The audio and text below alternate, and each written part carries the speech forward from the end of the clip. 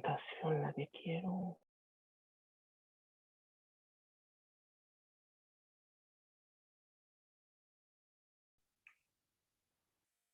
Sí, pero con mucho... ¿Ahora? Sí, doctor, se escucha. Perfecto, sí, porque acabo de sacar de la tablet, por eso es. Perdóneme. Bueno, le podía conectar a través de la tablet la clase, así que puedo empezar ahora con la clase. Por favor, si pueden silenciar todos sus micrófonos, le agradecería.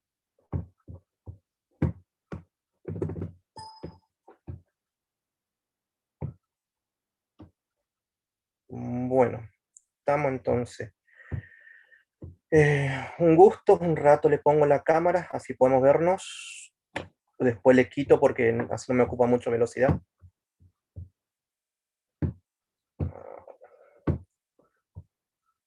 Esto es nuevo para mí, dar una clase. Siempre recibí clase nada más, o a través de online. Bueno, un gusto chicos, mi nombre es Manuel Higashigata. Sí, soy médico hematólogo, recibido en la fundación en el año 2009. A mí me pidió la doctora Sosa para dar una clase sobre la parte de hematología. Sí. Vamos a dar el primer tema, que es la parte de anemia. ¿Sí? Si no entienden, directamente ábrame el micrófono y pregúnteme y ahí le pauso, ¿sabe? Porque directamente tengo silenciado un par de cositas. Bueno, vamos a dar sobre anemia aplásica, ¿sí?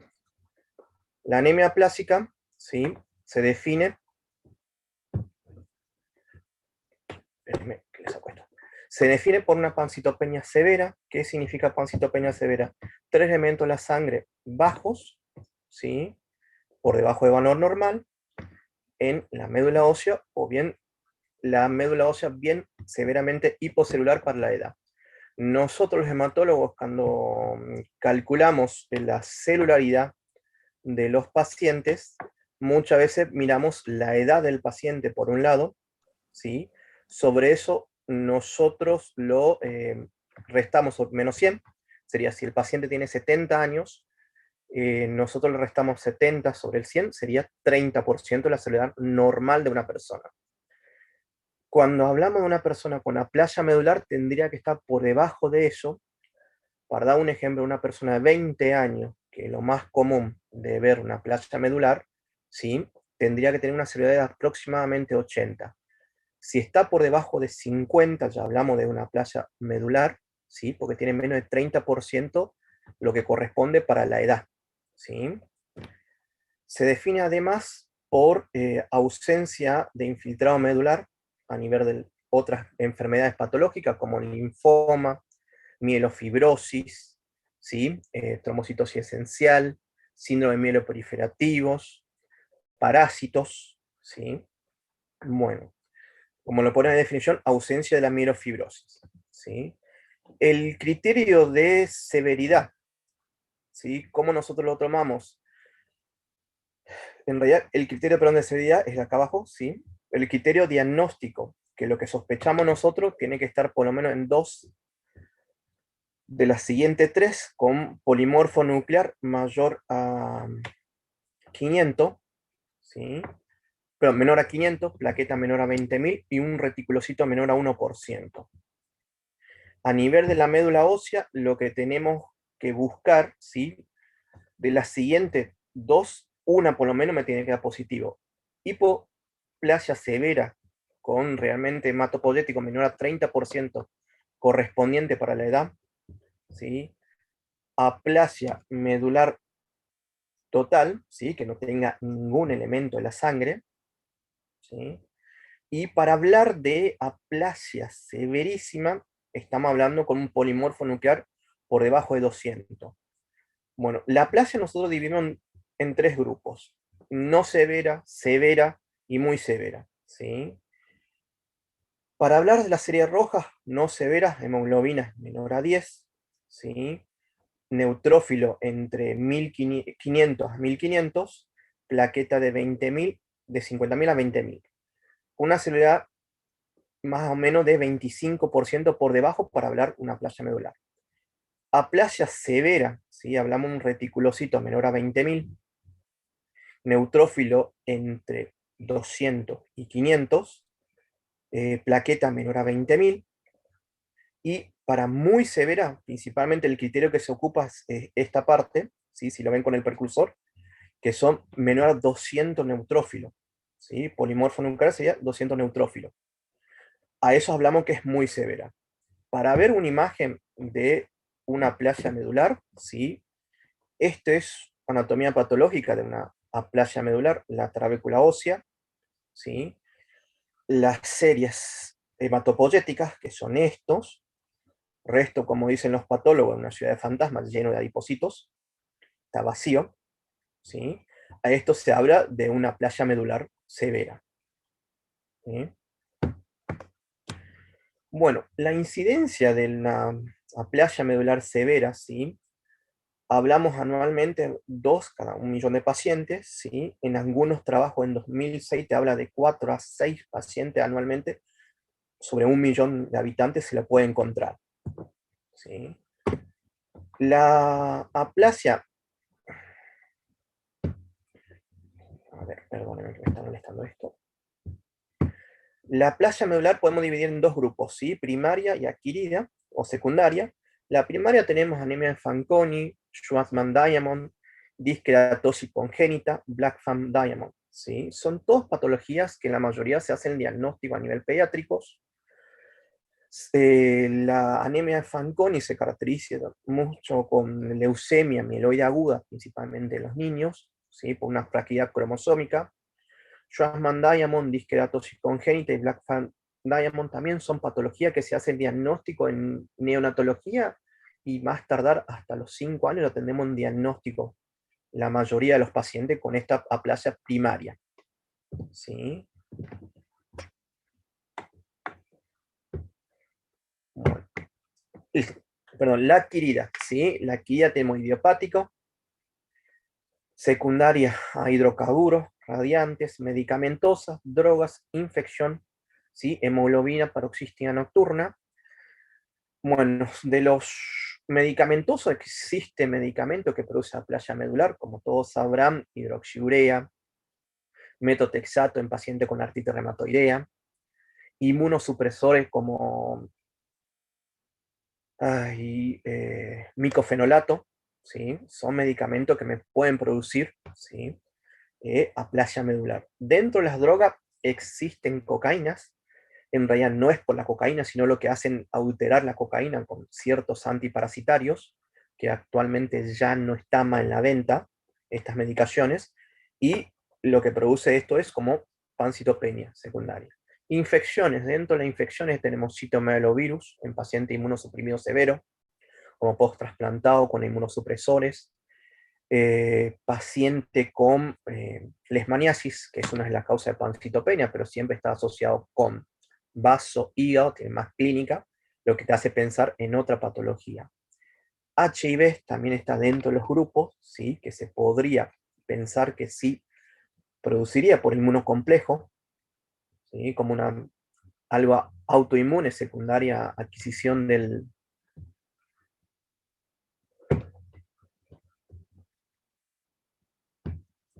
adquirido a través del inmunocomplejo, ¿sí? Y la hemoglobina paroxística nocturna es una patología rara, con genéticos, con alteración a nivel de la membrana de las células, principalmente glóbulos rojos, glóbulos blancos, plaquetas, ¿sí? Que produce, como dice la palabra, paroxística, hemoglobina sería, hace aplasia medular, ¿sí? Hemólisis, ¿sí? Que lo que hace es que desaparezca. Después, una de las causas son la miodisplasia hipoplásica, ¿sí?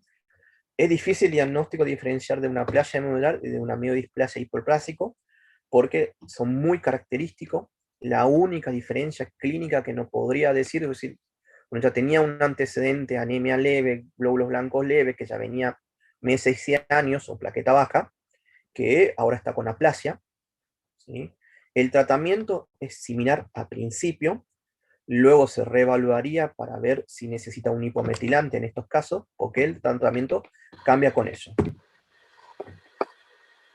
¿Sí? ¿Le escucho?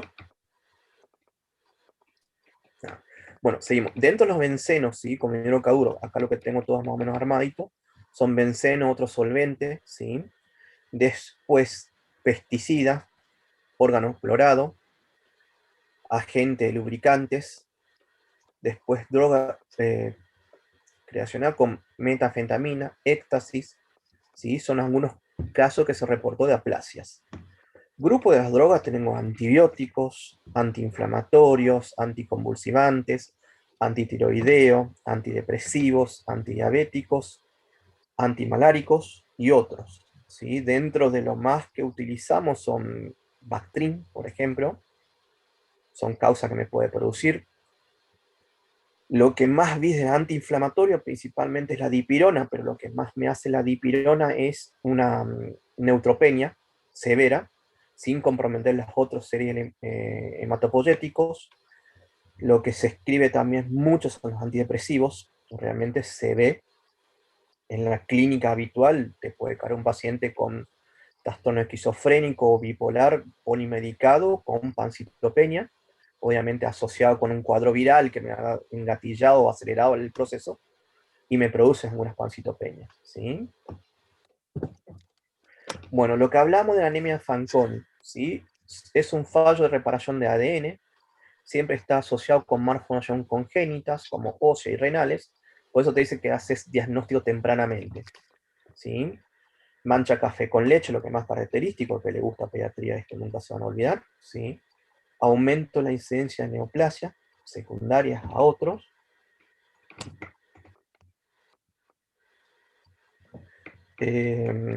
Doctor Miguel, perdón, le voy a responder. Bueno, después la hemoglobina paroxística nocturna es una sensibilidad aumentada al estrés oxidativo por defecto de la proteína de anclaje glucoproteína 1. Para sensibilizar esa palabra es que no tiene ciertas proteínas, ¿sí? Para que no sufra directamente una hemólisis, ¿sí? Produce trombosis, anemia y una hemólisis que realmente la descripción de esta patología fue que por las noches hemolizaban los pacientes y al día siguiente tenían colurias o hematuria. Es lo que hacían decir, por eso tiene este nombre de paroxística nocturna, ¿sí? Después la miodisplasia hipoplásico, rasgo miodisplásico, que esto es realmente muy difícil de encontrar cuando la médula es totalmente aplásico, como la vieron en la imagen, ¿se acuerdan? Que tenía solo la trabécula, un par de células y otros son todos fantasmas, ¿sí? O buscar con alteraciones genéticas, porque la mayoría de la plasia medular no tiene este tipo de alteración como delección del cromosoma 5, delección del cromosoma 7, trisomía del 8, que es más característico de esos tres genes, es más característico de miodisplasia, o una alteración compleja. ¿Qué significa? Que tenga más de 3 alteraciones cromosómicas que no diga, por ejemplo, trisomía del 21 con pérdida del cromosoma Y, que es más común de perderlo, asociado con delección del 5 o translocación 5q8, por ejemplo. Es lo más raro, pero tengo 3 alteraciones. Eso me hace pensar que, bueno, tenga una miodisplasia por debajo y que esté con una hipoplasia. Bueno, la dificultad diagnóstica de diferenciar estas 3 patologías, ¿sí? La anemia de Fanconi, el 30% se halla en edad adulta sin diagnóstico. O sea, por lo tanto, la mayoría se diagnostica en la infancia. El test de oxidación, que lo que hacemos es intentar que se separen cromosomas y que no se me repare, que es el test de DBE, son positivos para la anemia Fanconi, ¿sí? Y las médulas óseas es difícil de diferenciar porque suele estar hipoplásico. Bueno, la hemoglobina paroxística nocturna, el clon suele estar en miodisplasia, en la plasia medular, es muy difícil diagnosticar. Se puede hacer test de Ham, que frecuentemente me da falso negativo, ¿sí? Evaluación post-tratamiento pierde la especificidad, porque tenemos que buscar. La mayoría del diagnóstico se hace a través de la citometría de flujo en sangre periférica, evaluando las proteínas de anclaje de glicoproteína 1 en las series blancas y rojas. Y con eso determinaría cuánto del clon daría positivos. Bueno, lo que hablamos de miodisplasia hipoplásico, el 20 a 50% de los casos tiene un citogenético normal, que lo que nos hace dificultar aún más el diagnóstico, ¿sí? La médula ósea, como le dije, es hipocelular, por lo tanto es muy difícil reconocer el cambio displásico. Lo mismo el aspirado que nosotros hacemos para ver la celularidad, las células, claro, también nos dificulta porque la mayoría del aspirado es seco, ¿sí? Bueno, la miodisplasia es un grupo heterogéneo, enfermedad con característica común, con citopenia, alteración de la hematopoiesis normal, alteración genética adquirida, lo que hace más diferencia, ¿sí? Posibilidad de una transformación hacia una leucemia, ¿sí? Eso se hace por SCORE. Hay muchos genes que aumentan aún más el riesgo de transformación. Por cierto, la miodisplasia presenta con hipocelularidad medular, es más común en los pacientes jóvenes, ¿sí? Probable una etiología de asociación con un autoinmune, ¿sí? Y puede coexistir el clon de HPN. El diagnóstico diferencial con la anemia plástica se basa en los rasgos displásicos en la médula ósea en presencia de la alteración citogenética específica, ¿sí? Eso es lo que me puede hacer un diagnóstico diferencial de estas patologías. Bueno, la fisiopatología del fallo medular adquirido, ¿sí? Puede ser por esta característica, lo que me describe en el blog 2006, ¿sí? Expansión oblicular de linfocito T citotóxico, disminución de unidad formadora de colonia, CFU sería, en cultivos prolongados, ¿sí? Aumenta o con aumento de la apoptosis celular. Disminución del número de células CD34, que son, la mayoría son colonias formadoras, son células madres, ¿sí? Acortamiento de los largos de los telómicos, ¿sí? Es una alteración genética puntual. Las células CD34 clonogénicos o disfuncionales, ¿sí? Por esta teoría, principalmente de la parte de la célula T, es lo que hacen más hincapié en los tratamientos. La hipocelularidad severa de médula ósea y deterioro de función hematopoyética demostrada in vivo o in vitro, ¿sí? Son secundarias a destrucción celular. La apoptosis es prevalente en elemento celular residual. Existe una subregulación, un upregulation, a nivel del gen comprometido con la apoptosis o inmunoregulación, ¿sí? Esto hace que reproduzca la célula de CD34 positivo en voluntario normal. El tratamiento, como había dicho, que tiene algunas teorías de autoinmune, alteración de la célula T, lo que se hace es intentar de revertir, ¿sí? Ese cuadro autoinmune que lo que está produciendo, ¿sí? El tratamiento consiste en una inmunosupresión bastante severa, asociada con antitimoglobulina, ¿sí? Ciclosporina, ¿sí? Y metilprednisolona a dosis alta. ¿Qué es lo que hacíamos esto? Una inmunosupresión severa.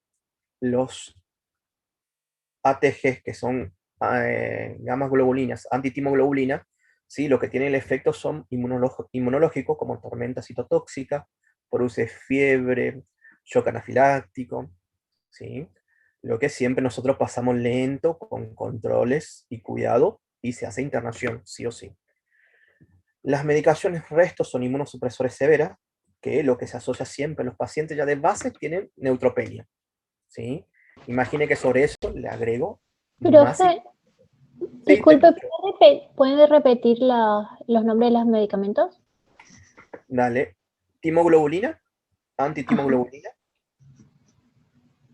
¿sí? Ciclosporina, gracias. dale. Bueno, y en los últimos trabajos, ¿sí? Empezaron a agregar el trombopac, que es un trombomimétrico, que es lo que me hace esta droga, ¿sí? Esta droga lo que hace es estimular la formación de las plaquetas, porque la muerte de los pacientes con aplasia medular viene por dos caminos: sangrado, ¿sí? Por las trombocitopenias severas, y la infección. Con esto intentan de disminuir el soporte transfusional de plaqueta para mejorar aún más la sobrevida de los pacientes, ¿sí?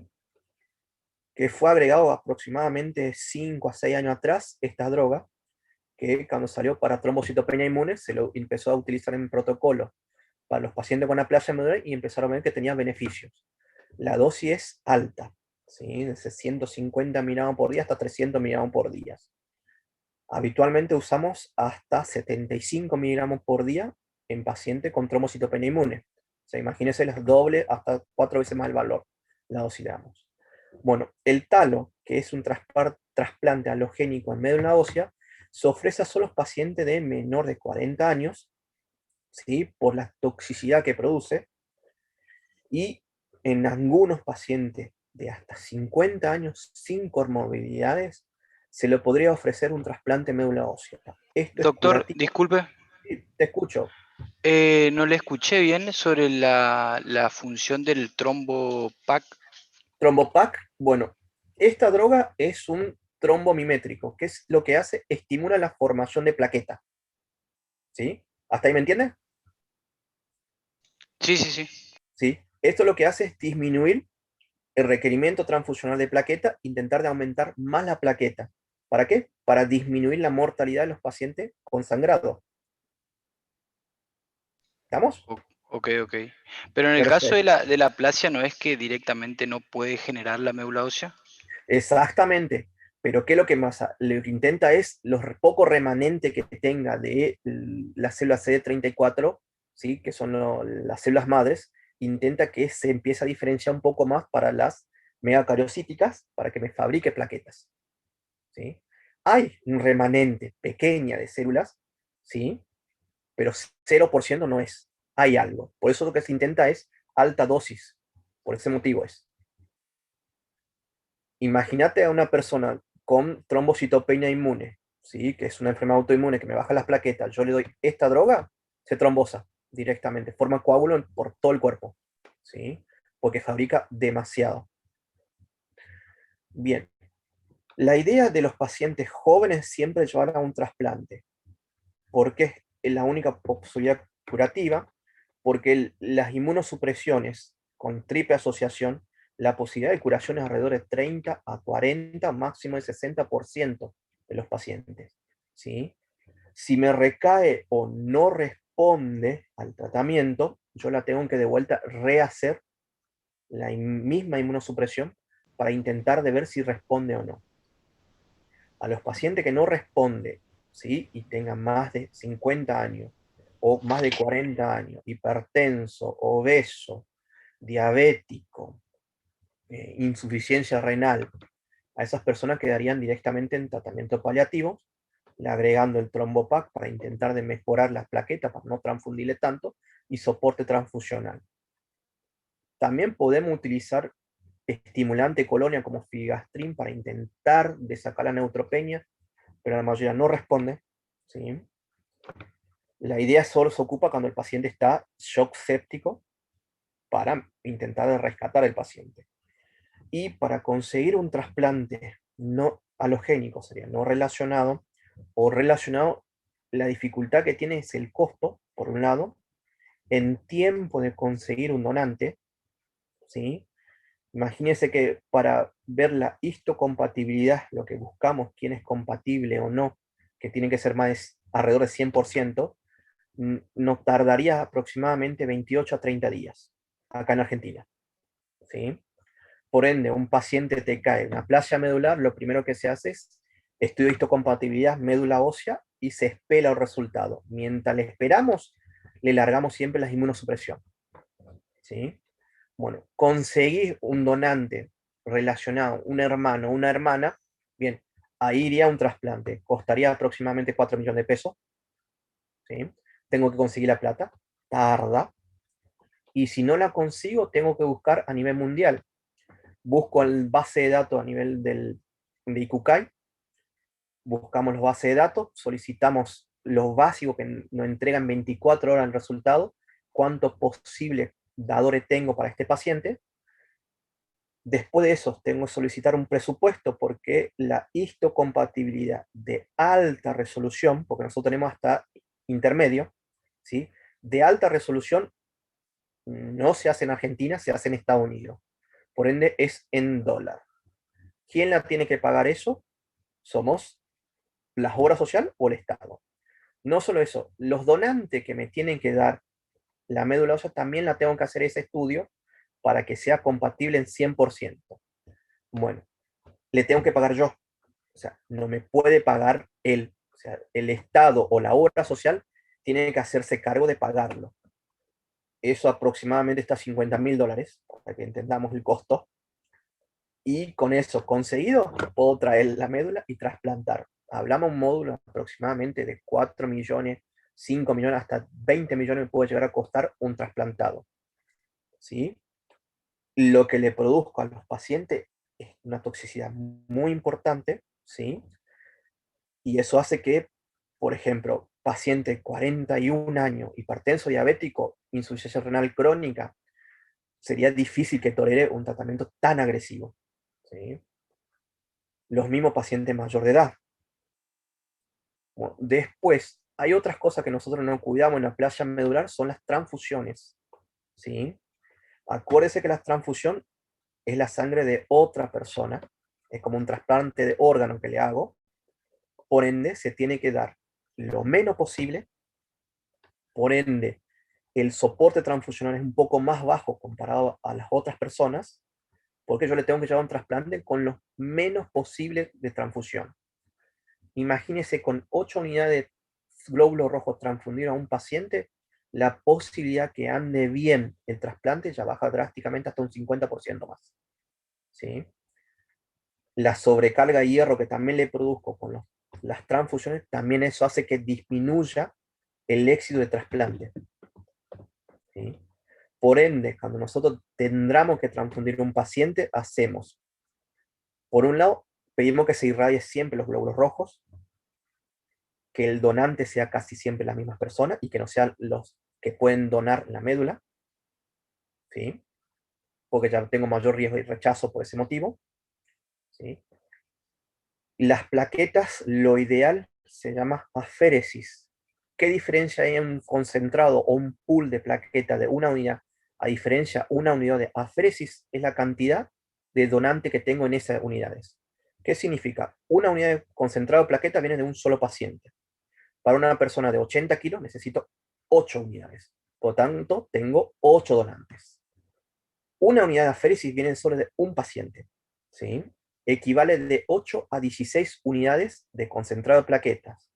¿Qué significa? Que si yo le doy la aféresis, se expone a solo una persona la presentación antigénicas, comparado a las 8 unidades de concentrado de plaquetas, se expone a 8 personas. ¿Sí? ¿Me comprenden por ahí? Por eso la idea es ver si le ayuda o no lo mismo que la transfusión. No es gratis la transfusión para los pacientes, ¿sí? Por lo tanto, siempre le tenemos que ir cuidando de esas partes. Bueno, hasta ahí de aplasia medular, ¿pregunta? Una pregunta, doctor. Sí. Si el trasplante de médula, si tiene una buena compatibilidad, ¿sería curativo o tiene que ser Sí, de nuevo luego? es curativo, Uy. ¿sí? ¿Qué es lo que hacemos? Se trasplanta a un paciente una médula, pongámosle de hermano X, el primer hermano que encontramos compatible en 100%. Le hicimos trasplante. A los 15 días empezó a arrancar la médula. A los 21 días ya sale la célula circulando en la sangre, ¿sí? Y si va bien, queda con eso nada más. Pero ¿qué es lo que pasa? Puede recaer o rechazarme el trasplante, en ese caso se puede trasplantar, ¿sí? Con el mismo paciente o se intenta de otra persona. Más si ya estuvo más de 3 meses con estable el trasplante y de golpe recae, en ese caso tengo que usar de otra médula, de otra persona. Trasplante por segunda vez es de mayor riesgo de mortalidad, ¿sí? No solo eso que es la defensa baja, sino una enfermedad que nosotros lo provocamos, que se llama AIDS, ¿sí? O injerto contra huésped, ¿sí? Que lo que produce, la sangre que circula no es del paciente, por lo tanto empieza a rechazar su propio cuerpo, ¿sí? Eso hace que se complica más, por eso los primeros 100 días post trasplante para nosotros es algo intensivo, que le tenemos que estar cuidando, controlando todo el efecto que nos puede producir el trasplante. Para eso se ofrece inmunosupresor, ¿sí? En caso de que esos inmunosupresores veamos que está de más, le empezamos a bajar la dosis, ¿sí? O que me empieza a producir injerto contra huespa y le tenemos que subir la dosis, ¿sí? O sea, es muy artesanal la dosis que tenemos que ir controlándolo. ¿Ah? Por eso sale caro el trasplante, por los controles que requieren, todas las drogas que se necesita, porque el pack incluye todos esos controles hasta el día 100 del tratamiento. O sea, el trasplanto hoy, 100 días tiene cobertura. Después el día 101 ya no. ¿Ah? ¿Me comprendió más o menos el trasplante? Sí, sí, gracias. Dale. Doctor, Doctor, ¿Otra pregunta? Consulta. Sí, Cuando se uno le por dan, uno. cuando se le dan los lotes de transfusión, ¿se le hace de manera Sí. gradual o se los da de una a los 8 lotes? No, las 8 unidades de concentrado plaqueta que le di el ejemplo, se da de una, ¿sí? Se arma una bolsita de más o menos 600 mililitros y se transfunde, ¿sí? Por eso, la idea es no ofrecer un concentrado de plaqueta por unidad, porque cada unidad es un paciente que donó, una persona que me donó, y si yo le ofrezco 8 unidades, significa que le estoy dando 8 personas o 8 antígenos para el paciente que me haga más rechazo en el futuro. Por eso lo ideal es, si la transfundo, aféresis. Si la tengo, lo ideal. No la tengo, bueno, pídole esas 8 unidades y le pido irradiación, sí o sí. ¿Para qué? Para que baje la antigenicidad de las plaquetas y no tenga tampoco reacción el paciente. ¿Quién es el que me preguntaba el siguiente? Habían 3 que hablaron juntos. sí, yo quería consultar si los familiares de primera línea también pueden donar incluso en las anemias primarias. No hay un riesgo de que también padezcan la misma alteración genética. Exactamente, lo ideal, no donar sangre los familiares de primer grado. ¿Por qué tiene exposición antigénicas? Puede ser un poquito mayor reacción cruzada, tipo alergénico, cada vez que se transfunde. Los donantes, por eso se busca siempre, si tengo un hermano compatible, si no es congénita o es primaria la playa medular, ¿sí? Siempre se busca de los donantes más cercanos. La anemia Fanconi es como algo raro, casi no se repite en la familia. O sea, si nació un hijo con Fanconi, no va a tener todos los hijos con Fanconi, ¿sí? Igual se le estudia toda la familia, a los hijos, para ver si no tienen la misma alteración cromosómica. ¿Sí? ¿Otra pregunta? Eso es. Sí. ¿Vamos al siguiente? Bueno. Nos toca hablar ahora de anemia, enfermedades renales crónicas. Con el tiempo vamos bien.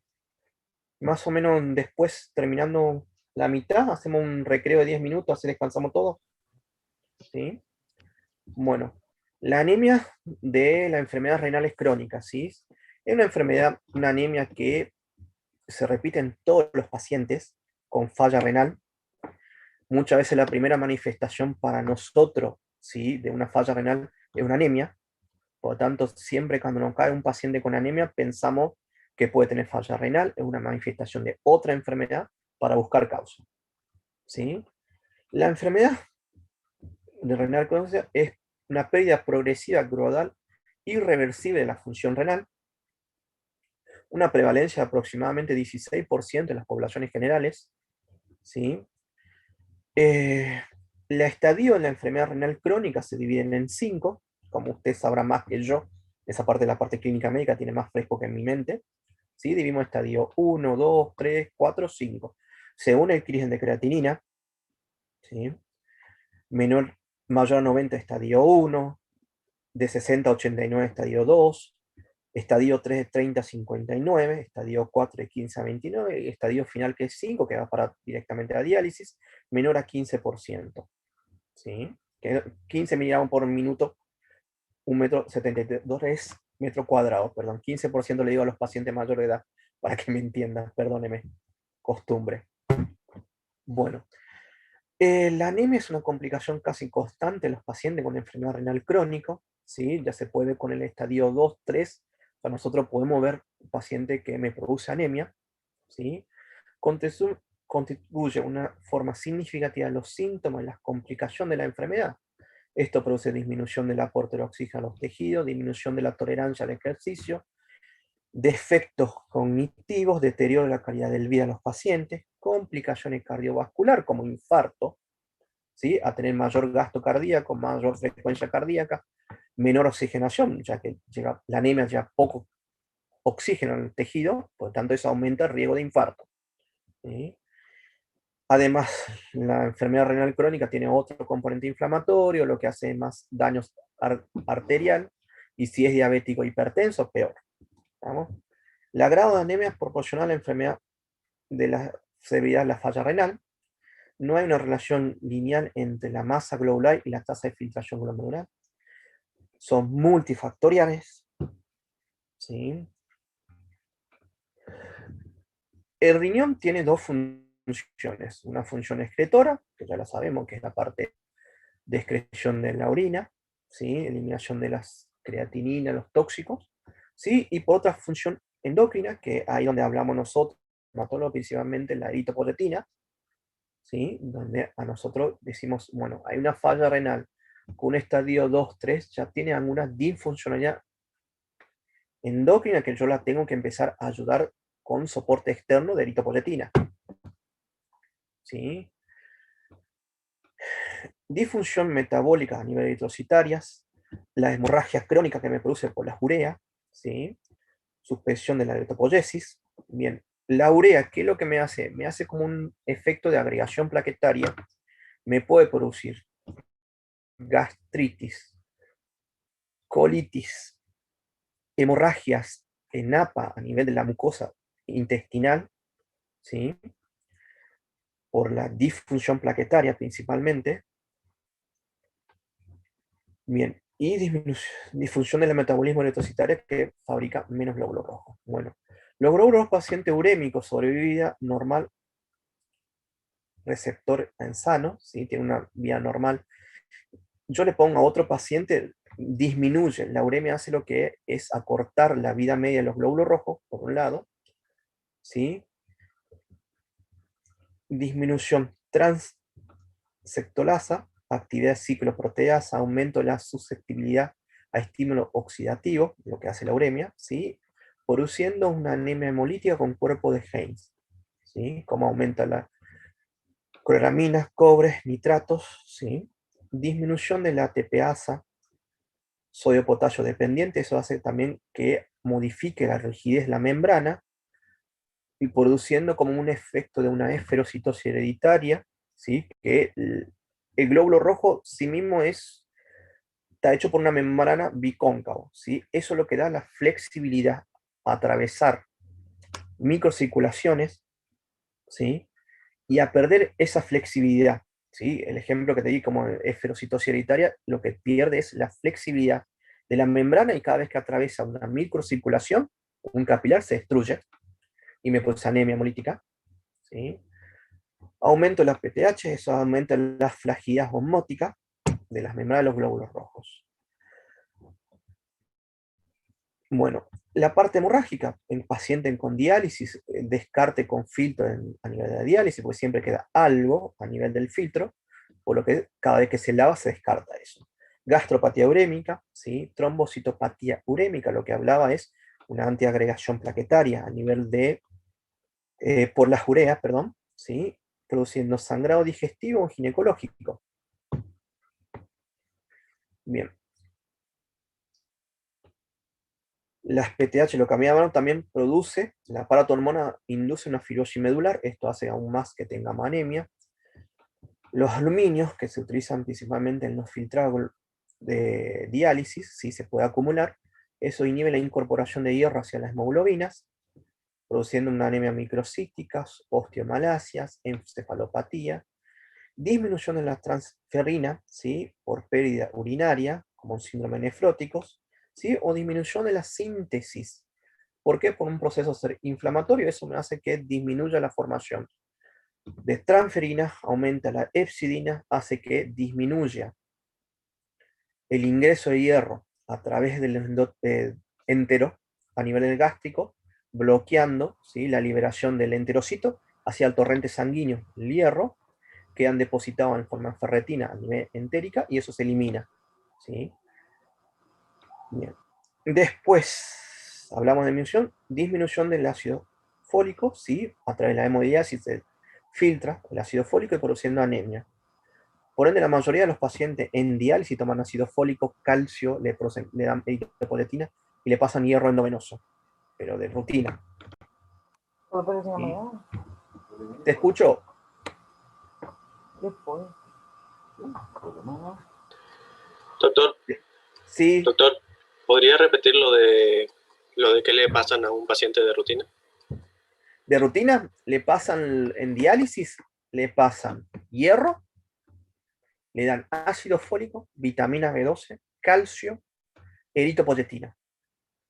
El hierro, cuando nosotros pedimos un perfil férrico en los pacientes con falla renal, siempre tiene aumento el depósito de hierro por la inflamación que la produce la insuficiencia renal crónica, la UCI, ¿sí? A pesar de eso, los nefrólogos le dan igual hierro en cada sección de diálisis, o una vez por mes le pasan de 200 a 400 miligramos de hierro sacarato para mejorar la anemia, potenciando con el efecto de la eritropoyetina. ¿Sí? Doctor, una Gracias. pregunta. ¿Vale? ¿Sí? En las anemias, por ejemplo, cuando la hemoglobina se encuentra disminuida, es una anemia moderada, ¿no conviene Sí. también darle ácido fólico y B12? O sea, por más que uno le dé una ingesta de hierro, ya sea intravenoso o oral, Bueno, la como mayoría para de los reforzar. claro, la mayoría de los pacientes con anemia ferropénica, ¿sí? Que es el pan de cada día nuestro de los dermatólogos, ¿sí? Le damos desde entrada hierro más ácido fólico, más vitamina B, a pesar que no tenga déficit, ¿sí? De fólico y B12. ¿Por qué motivo? Intentamos que tenga una sinergia con el fólico y B12 para que mejore más rápido la anemia.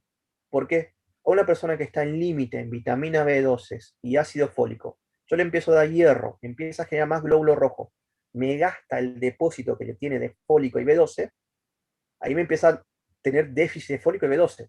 La idea es que no la tenga y que tenga mayor potencia y que pueda recuperar más rápido. Le asociamos siempre B12 y fólico nosotros.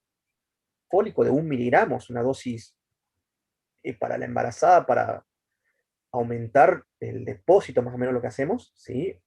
En paciente un poco más grave, yo le suelo separar y le pongo fólico de 5 a 10 miligramos, en diálisis ocupan de 5, ¿sí? Y Ajá, B12 le dan también, ¿sí? sí. ¿Y eso sería también por 3 meses en conjunto con el hierro, entonces? No, hasta que recupere el depósito de hierro. Esa es Ah, la definición para la anemia ferropénica. ¿Qué es lo gracias. que la mayoría hacemos? Te cuento esa parte de la anemia ferropénica, porque creo que esta clase no me toca a mí, ¿sí? Los pacientes con anemia ferropénica no le trato solo 3 meses, le trato hasta que se me recupere el depósito de hierro. ¿Qué sería la ferritina? No me importa si tardé 3 meses en recuperar la hemoglobina, que esté en valor normal por encima de 12 para mujer, o 11 embarazada, o 13 para varón, ¿sí? Recupero, más o menos tengo que después calcular aproximadamente cuánto tardaría en recuperar el depósito. Sería más o menos doble lo que tardé. Si tardé 3 meses en recuperar la anemia, le tengo que dar otro mínimo 3 meses más de depósito. Con eso le decir, bueno, la puedo suspender. En algunos pacientes nosotros ponemos una meta de ferretina de 50 a 100, para un promedio más o menos que de 70 me llegue, para decir, bueno, te suspendo y te vamos controlando para ver si no me baja de vuelta. ¿Sí? Porque la mayoría de las fallas que tenemos en general, de todo, me hablo yo también al principio cuando no hacía hematología, le damos el hierro, recuperó la anemia, listo, chau, nos olvidamos del hierro, el paciente está feliz con nosotros, y a los 15 días, 30 días, cae de vuelta con astenia, adinamia, le hago laboratorio, empeora la hemoglobina, que en ese caso Claro. tenés ganas de tirarte por la ventana, y decir, pues descubrí Sí, y ahora no. La idea es por eso, por lo menos recuperar el depósito, ¿sí? Es lo mismo que lo que claro. buscan los nefrólogos, tener un buen depósito de hierro, a pesar que tenga aumentado la ferritina, que tenga un buen depósito en la fábrica, para que con la eritropoyetina mejore aún más la anemia. Estamos entonces. Bueno, Muchísimas gracias. Eso no, por favor. Bueno, la deficiencia de eritropoyetina, que es la parte endocrinológica del riñón, ¿sí? La eritropoyetina es una glucoproteína de 24 kilodalton, ¿sí? Está ubicado en el cromosoma 7, a nivel de 7q11 al q22. La síntesis es 85 a 90% renal. A nivel de las células intersticiales del lecho capilar peritubular, no tiene depósito intercelular, o sea que yo no tengo un depósito en caso que me quede, y un 10 a 15% en el hígado, en los hepatocitos, célula epitelial centrolobulillales, sitio de producción primaria de EPOs en los bebés, en los fetos, ¿sí? Otro lugar que también me pueden fabricar es el cerebro, placenta, testículo, vaso, pulmón, donde también tengo receptores, ¿sí? Bueno, la síntesis es regulada por la hipoxia, que es lo que tenemos que explicar muchas veces a los pacientes, que tenemos oxímetro de pulso, ahora que está con todo con COVID, está de moda, saben esa palabra ya, el dosaje de oxigenación ocurre en nuestro cuerpo, en el riñón. Si me falta oxígeno, se fabrica más eritropoyetina. Bien, el receptor para eritropoyetina está formado por unas proteínas extracelular y una proteína intracelular asociado con el JAK2, que es un tirosinquinasa, que hace que se fosforile más rápido las proteínas, y eso hace que se fabriquen los glóbulos rojos, ¿sí? Precursores eritroides se presenta en los series eritropoyéticos, ¿sí? En los glóbulos rojos, sería precursor eritroide, megacariocíticas, células endoteliales, placenta, células neuronales. Este receptor está codificado en cromosoma 9, tiene un dominio extracelular que se une a la eritropoyetina, ¿sí? Y una intracelular que se une al JAK2, que es un tirosinquinasa. Bueno, ¿qué es lo que hace? La EPO se une hacia el receptor, se activa la fosforilación de la tirosinquinasa, el JAK2, ¿sí? Eso haga que se active el enzima que es el JAK-STAT, ¿sí? Que es un inhibidor, luego esto se transcribe y hace que se una al BCL-XL, ¿sí? Y lo que hace la sobreestimulación del JAK-STAT hace lo que hace es inhibir la apoptosis. En patología que en exceso de glóbulo rojo existe una mutación a este nivel, por lo que hace que fabrique de forma descontrolada sin la estimulación de la eritropoyetina, ¿sí? Por lo tanto tienen poligloburia, que es la policitemia vera. Bueno, la característica de estos pacientes con anemia a nivel laboratorio son anemia normocítica normocrómica, sería esta entre 80 a 100 de volumen corporal media, una reticulocitopenia, es un A regenerativos, equinocitos, que son estos, no son equisto, es equino, ¿sí? Que tiene como guampa acá, ¿sí? Como un búfalo, ¿sí? Equistocito en caso de SHUP, ¿sí? O hipertensión maligna, principalmente inducida por embarazo, que es el HELP, ¿sí? Por destrucción, eso es lo que se ve. Médula ósea, maduración normoblástica, fibrosis es secundaria a un hiperparatiroidismo secundario, ¿sí? A nivel plasmático, nivel de eritropoyetinas inapropiado para el grado de anemia, porque no existe un parámetro de referencia para las eritropoyetinas. La mayoría te dicen laboratorios, pero muchas veces nos fijamos con la hemoglobina, cuánto tiene el paciente, cómo está la función renal, y lo vemos el valor de la eritropoyetina. Si tiene una anemia importante, la EPO debería subir, y si no está alto, bueno, hay una falla renal. O sea, hay una falla a nivel de la eritropoyetina, donde le tengo que ayudar con eritropoyetina, ¿sí? Y la mayoría de la falta de eritropoyetina es por falla renal, ¿sí? Parámetro metabolismo del hierro, ¿sí? Para hablar de ferropenia a estos pacientes, ¿qué significa? Que les falte hierro, tengo que ver la saturación de la transferina menor a 20%, o una ferretina menor a 100 en paciente que no está dializado, ¿sí? Y en los pacientes que dializan, si tiene menor a 200 de ferretina, hablamos que le falta hierro, ¿sí? Directamente le podemos agregar sin ningún problema el hierro.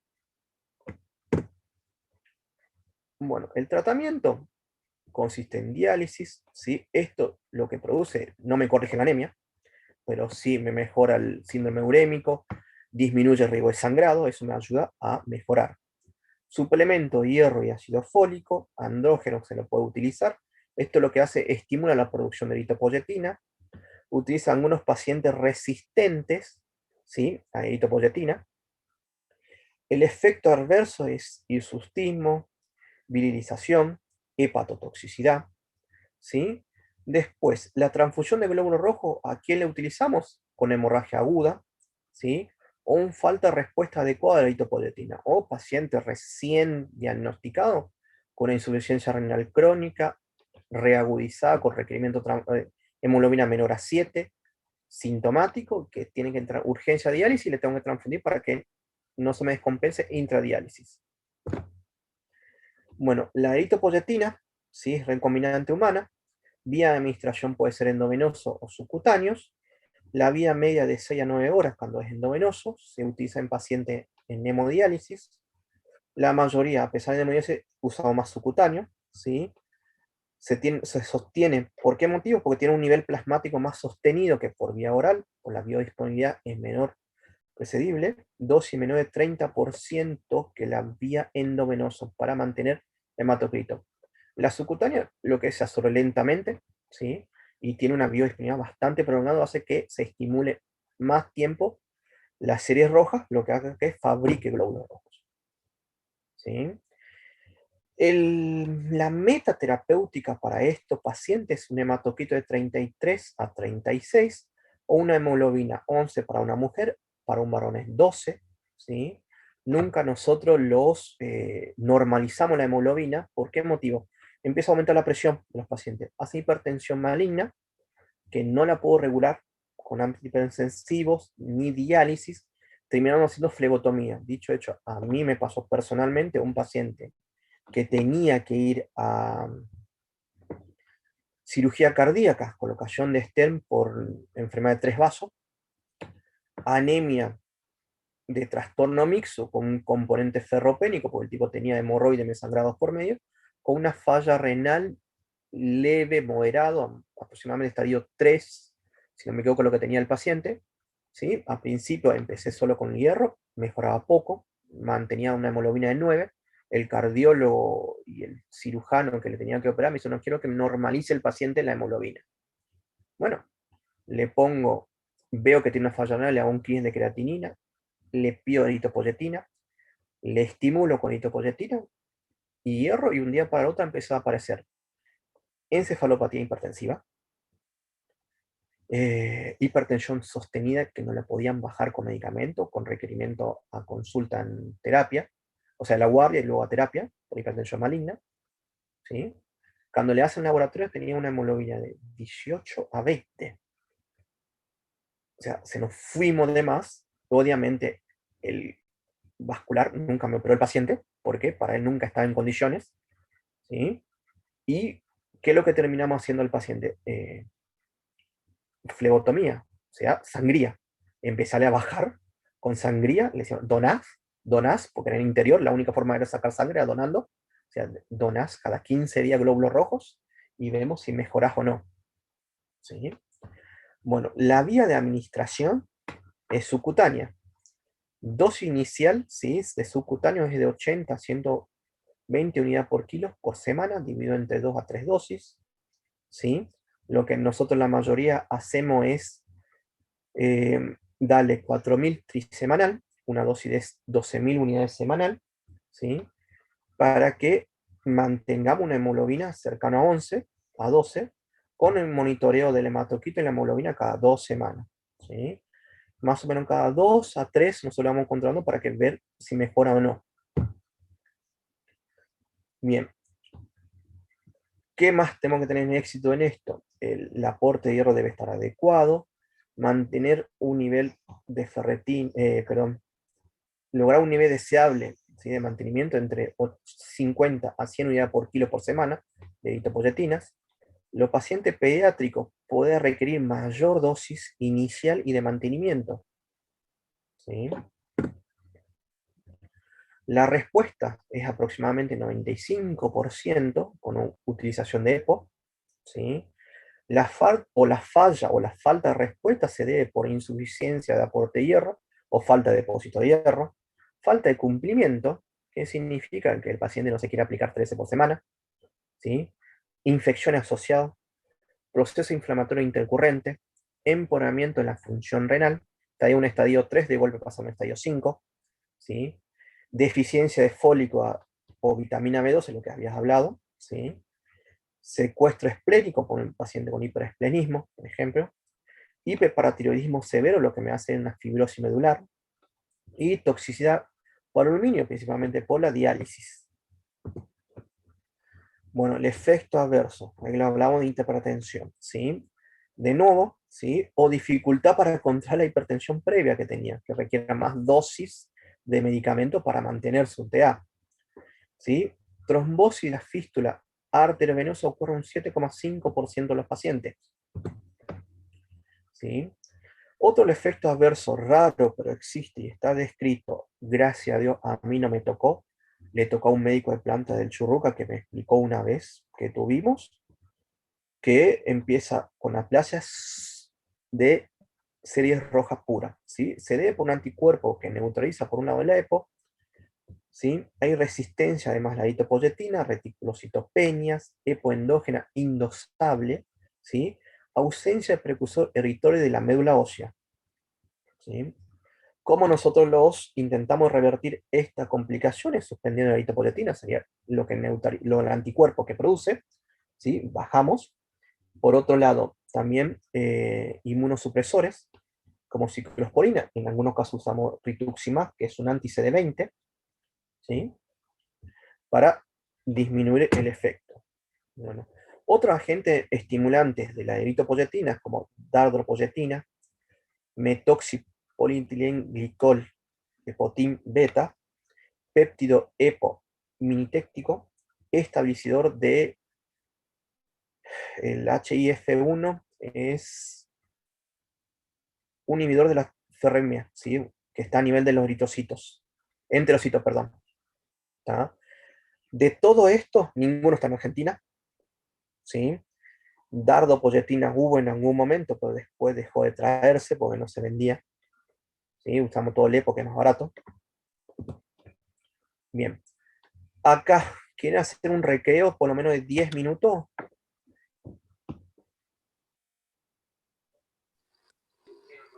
Sí, ¿Sí? Puede ser. Bueno, Puede ser. hacemos un 10 minutos de recreo, sería para las 7:10, volvemos de vuelta. ok. ¿Ok? Así pueden tomar un café, un sándwich, todo, Sí, doctor, ¿sabes? está bien. Gracias, doctor. Dale, un ratito de descanso.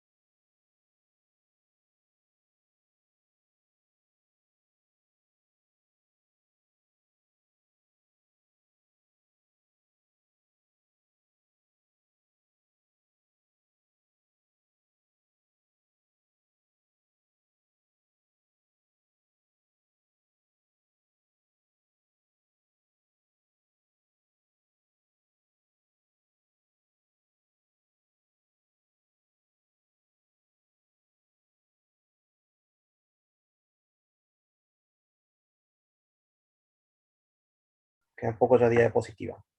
Bueno, siguiente tema es anemia hemolítica, ¿sí? ¿Cómo definimos nosotros? Se define como acortamiento de la vida media de la hematides, ¿sí? Los glóbulos rojos viven aproximadamente 120 días. Esos 120 días es una vida media, ¿sí? Se puede acortar. En ese momento hablamos nosotros de hemólisis, ¿sí? Que estén 60, 40, 30 o 90 días. ¿Tá? A eso llamamos nosotros hemólisis, ¿sí? Anemia hemolítica.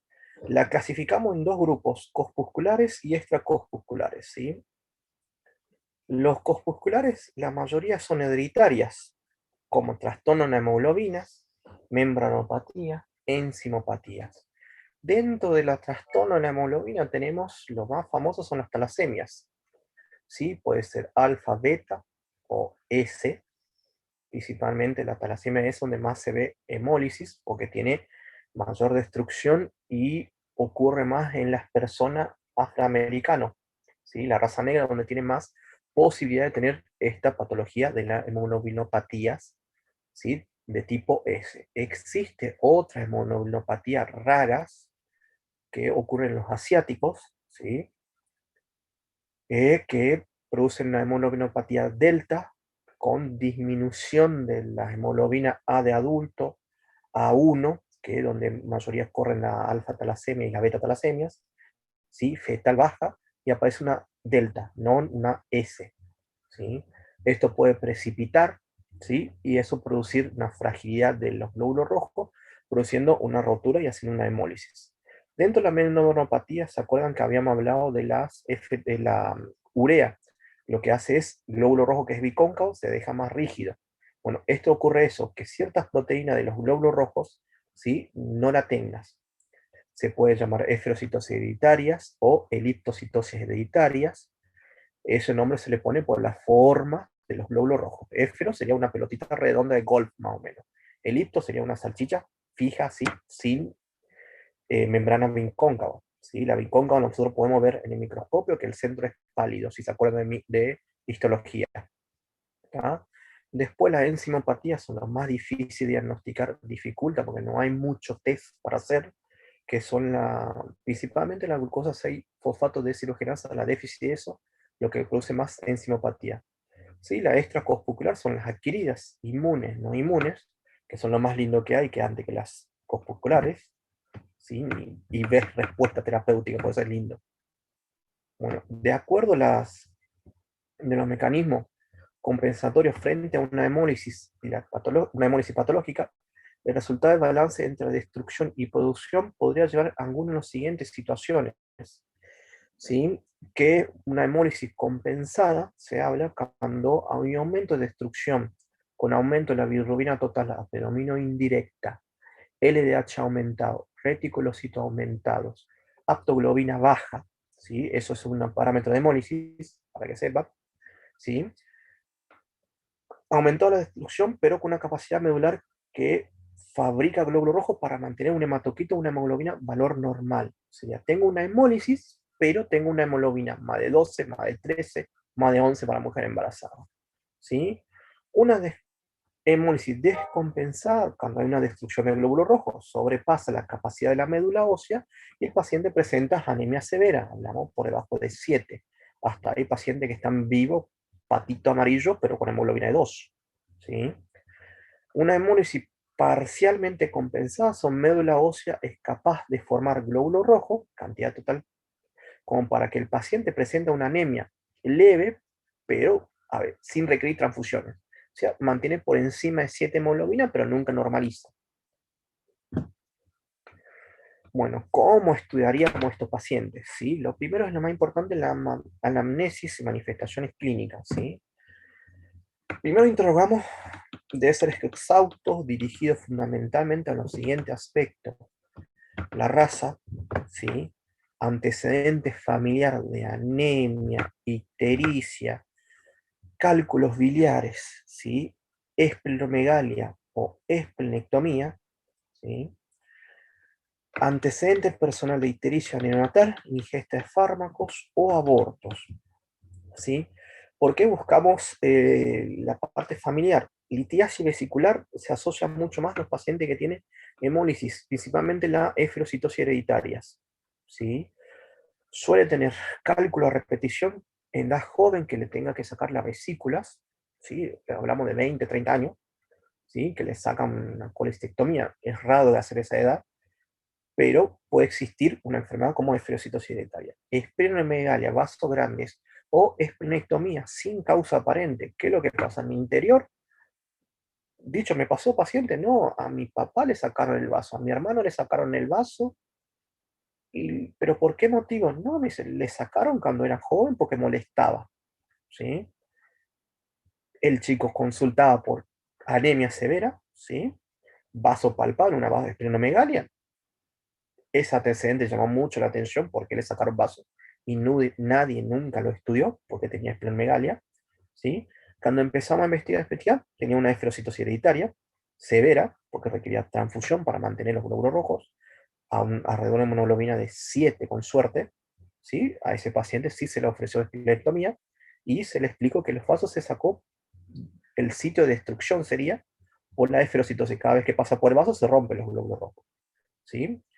El antecedente personal de ictericia neonatal, principalmente concluye con incompatibilidad ABO o RH, ¿sí? Ingesta de medicamentos, ¿sí? Algunos medicamentos producen extracorpuscular, ¿sí? La hemólisis, y antecedente de aborto, ¿tá? La manifestación clínica incluye anemia aguda, crónica o recidivantes. La intensidad puede ser variada, asociada a una reticulocitosis, ictericia, esplenomegalia. En la orina podemos ver hemoglobinuria, ¿sí? Presencia de anemias o hemoglobinuria después de exposición a drogas o actividades físicas, ¿sí? Litiasis vesicular múltiple, ¿tá? Antecedente de ictericia o transfusiones en periodo neonatal, signo de hiperplasia en médula ósea, ¿sí? Ensanchamiento de espacios intratrabecular, cráneo, imagen, revierte cepillos, ¿sí? El que estudió diagnóstico por imagen suele mostrar estas imágenes, principalmente se ven en los pacientes pediátricos con talasemia severa, ¿sí? Usted lo ven como un revierte cepillos el cráneo. Bueno, la prueba en laboratorio, ¿qué es lo que vemos? Presencia de hemólisis. La anemia es una macrocítica, ¿sí? Porque tiene aumento de los reticulocitos, por ese motivo es más grande, supera los 100 centilitros. ¿Tá? LDH aumentado, aptoglobina disminuida, bilirrubina total aumentada, predomino indirecta, ¿sí? La prueba específica de laboratorio para llegar a un diagnóstico causa de hemólisis, prueba de Kuhn directas, prueba de Kuhn indirectas, ¿sí? Bueno, tenemos como un algoritmo diagnóstico una anemia hemolítica, ¿sí? Una hemoglobina baja, aumento de reticulocitosis, lo que nosotros nos fijamos, ¿sí? LDH, aptoglobina, ¿sí? Y la hemoglobinuria y hemosideruria. Casi la mayoría esto no lo hacemos, principalmente hemoglobina, LDH, aptoglobina y hepatograma, ¿sí? Para extravascular, ¿sí? Ocurre aumento de rabino total, aumento de indirectas, ¿sí? Estreptococcus fecal, urobilina, perdón, bilin en la orina, ¿sí? Aumentados. En ese caso le hacemos una prueba de Kuhn directas. Si es positiva, lo que pensamos es algo inmunológico, ¿sí? Puede ser auto o medicamentosa. Negativas, esos son los más difíciles porque tenemos que buscar de dónde vienes, ¿sí? En ese caso nos ayuda muchísimo el antecedente familiar, ¿sí? Que lo que hace pensar es la parte genéticas, membranopatía, hemoglobinopatía, ahí están las talasemias, enzimopatías, ¿sí? Las adquiridas, ¿cuáles son?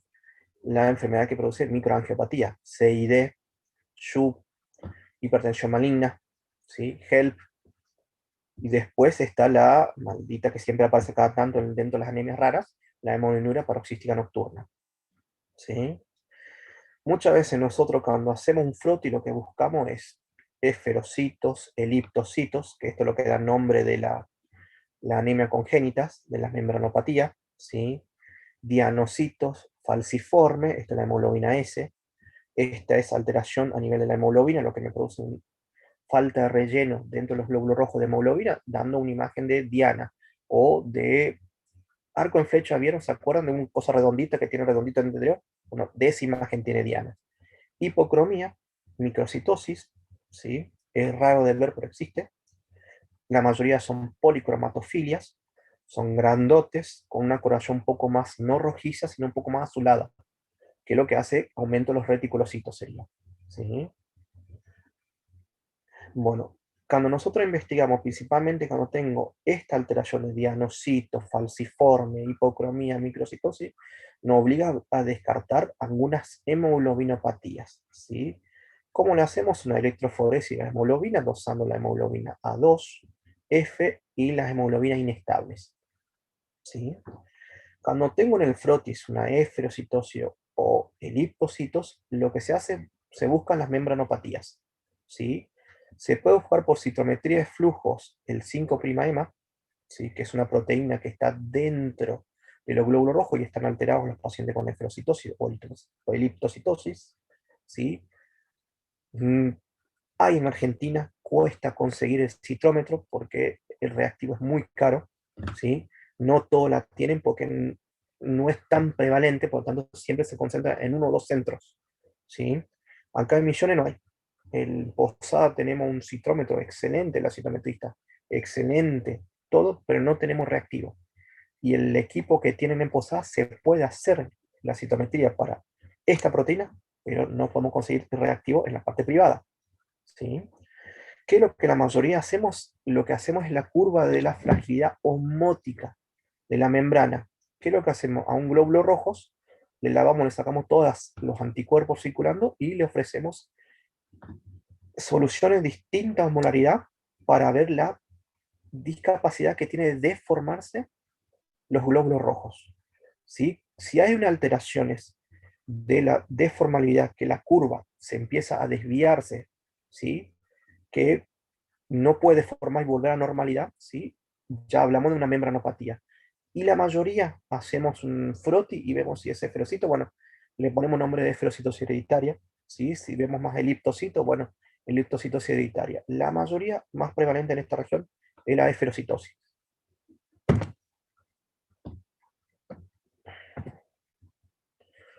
Bueno, estas son las enzimopatías. Son difíciles, raras, realmente, ¿sí? Esta parte, esperamos que vamos a invertir un poquito para ver los nombres que son. Bueno, exoquinasa, ¿sí? La alteración de la exoquinasa es una incidencia muy rara. Autosómicos residantes, ¿sí? Produce hemólisis, no tiene alteración neurológica ni miopatías. La observación se ve 2,3 de peptidoglucosa bajo, poco tolerancia hacia la anemia.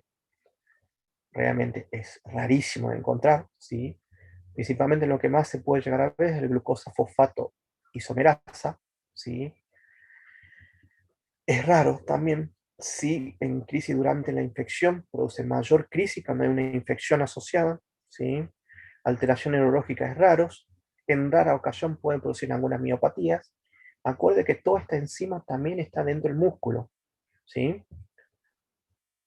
Después tenemos fosfrutoquinasa, ¿sí? Es otra patología rara también, ¿sí? Cuando ustedes ven todo este cuadro, todos son raros, ¿tá? Pero tenemos que ir nombrando porque existe, aparece. Y como decía un profesor mío, el que no leyó nunca, no lo piensa, ¿sí? Por lo tanto, tendríamos que aprender y nombrar y leer, por lo menos, alguna de esta patología que existe, ¿sabes? Bueno, es variable, ¿sí? Las enzimopatías, alteración a nivel de neurológica, lo que produce glucogénosis tipo 7, habitualmente tiene algunas miopatías. La hemólisis suele ser compensada, puede tener una eritocitosis, gotas, ¿sí? En comienzo temprano. Déficit de aldasa, ¿sí? También sigue siendo raro, ¿sí? Produce hemólisis, pero no tiene alteración neurológica ni miopatías. Trifosfato isomerasas son raras, ¿sí? Produce hemólisis, habitualmente sí la presenta,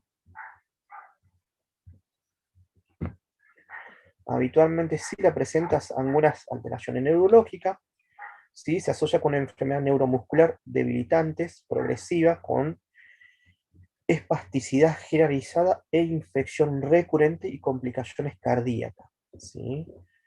Fosfogliceratos quinasas, ¿sí? Esto es recesiva, está ligado al cromosoma X, o sea que siempre somos los hombres enfermos.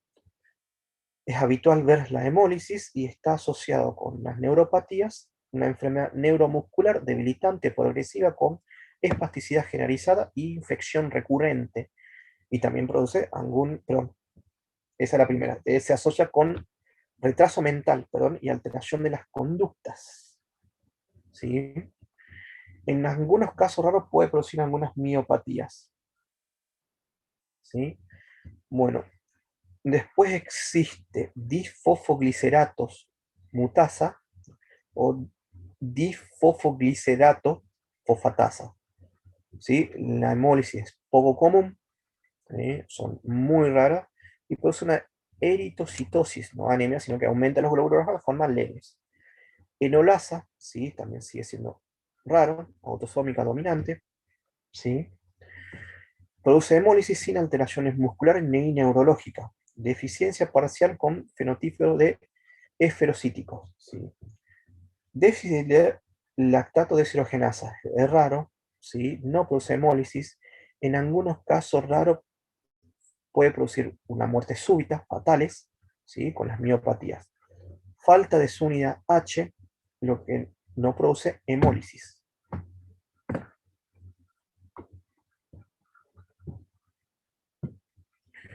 Bueno, los tipos de anticuerpos, anemia autoinmune, sería. Ahora vamos de las partes autoinmunes, que son más lindos, y vos ves respuesta terapéutica, ¿sí? Con anticuerpos calientes. Sí, te escucho, perdón. No, eso quería saber si, porque ahí yo me pierdo siempre en anticuerpos cuando es frío y caliente, o sea, ¿qué tengo que tener en cuenta para saber diferenciar entre Perfecto, ahí te uno voy a y explicar otro? esa parte, sí, porque es Ajá, complejo y hasta a nosotros nos cuesta a veces de interpretar, ¿sí? sí. Bueno, por anticuerpos calientes, ¿sí? La etiología es aproximadamente entre 70 y 80% en los adultos, es mayor en adultos que en niños, ¿sí? La hemólisis es extravascular.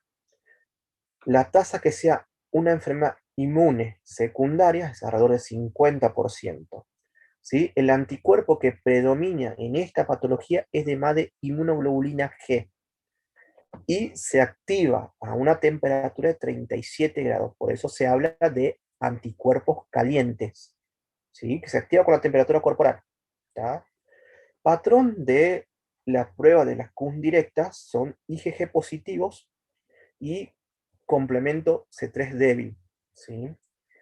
Cuando la eluyen, buscan la IgG. Siempre es la especificidad del anticuerpo al sistema RH. El síndrome por aglutininas fríos o anticuerpos fríos, ¿sí? Que son estos dos grupos, ¿sí? La diferencia es esta temperatura y los anticuerpos que actúas. El síndrome por aglutinina frío es del 20 a 30%, ¿sí? de las anemias autoinmunes en adulto. La mayoría suele ocurrir en pacientes de más de 50 años, ¿sí? Una hemólisis extravascular.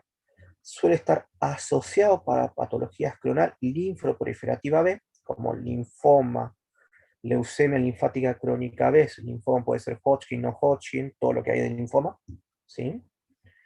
Macroglobulinemia de Waldenström también es una linfoproliferativa B o linfoma linfoplasmocítico. El anticuerpo que en este actúa es la inmunoglobulina M, ¿sí? Esta es la diferencia en caliente y frío. La temperatura es a temperatura Claro. baja 4 grados, ¿sí? Y patrón del prueba de Kuhn es a complemento, principalmente, no tiene anticuerpos. O sea, IgG es negativo y siempre me habla a C3 positivo, ¿sí?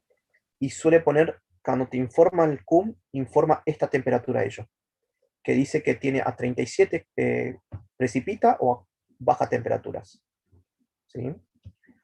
No tiene fluido, ¿sí? Estos pacientes son más complejos para tratar porque nunca le encontraron las causas, ¿sí? Después, los anticuerpos fríos transitorios, ¿sí? Puede ocurrir en cualquier edad, niños, adultos, jóvenes, hemólisis intravascular. Suele asociarse, ¿sí? A una infección, ¿sí? Por Mycoplasma pneumoniae o Epstein-Barr virus. La inmunoglobulina M es pluniclonal. La aglutinina es 1 en 64. A diferencia del síndrome de aglutinina fría, es 1 en 500. Se aglutina a 4 grados y el componente es más C3, ¿sí? Eluidos no negativos, antígeno I menos I, ¿sí?